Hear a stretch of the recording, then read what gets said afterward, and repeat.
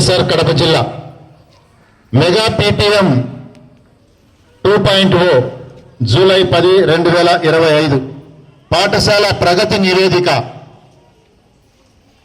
పాలెం దొరస్వామి నాయుడు పేరులోనే కాదు, ఆయన మాట తీరులోనూ పనితీరులోనూ దొరతనమే. ఆయన నేతృత్వంలో అనేక ప్రాంతాలు ప్రగతి పదంలో పరుగులు పెట్టాయి. ఆయన దాతృత్వంతో మన ప్రాంతంలో విద్యాలయాలు విలసిల్లాయి. స్వాతంత్రం రాక చాలా ఏళ్ల పూర్వమే ఆంగ్లేయులు మన దేశాన్ని అత్యంత క్రూరంగా పరిపాలిస్తున్న రోజులవి.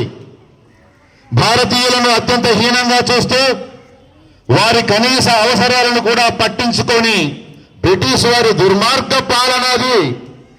అలాంటి సమయంలో స్వాతంత్ర సాధన ఏకైక లక్ష్యంగా కొందరు ప్రజల్లోని అజ్ఞానాన్ని తొలగించి వారిలో నవ చైతన్యం నింపే లక్ష్యంతో మరికొందరు నిరక్షరాస్యులను అక్షరాస్యులుగా మార్చి సమాజాన్ని సంస్కరించే లక్ష్యంతో ఇంకొందరు ఎంతో శ్రమించారు. ఈ మూడవ కోవకు చెందిన మహనీయుడే మన పాలెం దొరస్వామి నాయుడు గారు. చిత్తూరు జిల్లా బంగారుపాలెంకు చెందిన దొరస్వామి నాయుడు గారి కుటుంబీకులు వృత్తిరీత్యా తొలుత కడపలో, పిమ్మట పులివెందుల ప్రాంతానికి వచ్చి స్థిరపడ్డారు. అప్పట్లో మన పులివెందుల ప్రాంతంలో పాఠశాలలే లేవు. 4 అక్షరాలు నేర్వాలంటే బడి దూరమనే సాకుతో చదువుకే దూరమై బతుకులు భారమైన హీన దీన స్థితి దాపురించిన రోజులవి.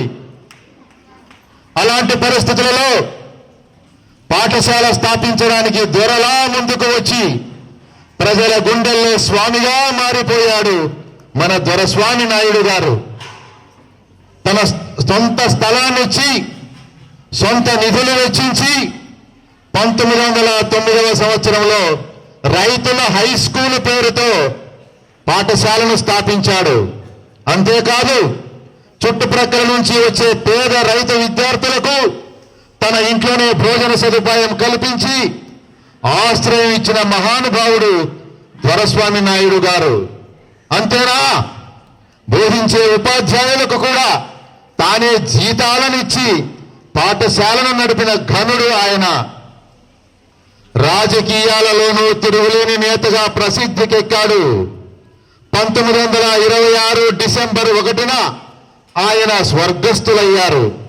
7 ఎకరాల స్థలాన్నిచ్చి ఆయన స్థాపించిన రైతుల హై స్కూల్ క్రమంగా ప్రభుత్వ జూనియర్ కళాశాలగా, బాలుర పాఠశాలగా, పిమ్మట అహోబిలాపురం గవర్నమెంట్ హై స్కూల్గా రూపాంతరం చెందింది.